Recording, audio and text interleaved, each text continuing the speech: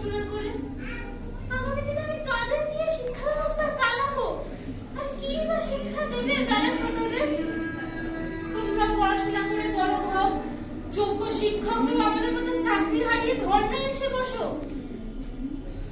পুলিশের কাছে মার খাও, লাঠি খাও, আর তোমাদের শিক্ষায় অর্জিত চাকরি সামান্য কিছু টাকা দিয়ে কিছু চোরেরা এসে কিনে নিয়ে এই পুরো সমাজটাকে শিক্ষা অশিক্ষায় গড়িয়ে তুলুক, ধ্বংস করে দিক সবকিছু।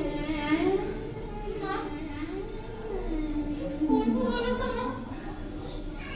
সেই সমাজে শিক্ষা নিয়ে এসব চলে, সেখানে শিক্ষার যে সত্যি কোনো প্রয়োজন আছে? সবারই একই অবস্থা রে সব। নামেই আমরা ভান্ডার, আসলে আসলে সব ফাঁকা। ব্যবসা নেই, মানুষের চাকরি নেই, গরিব মানুষ কাজের জন্য রাজ্যের বাইরে চলে যাচ্ছে।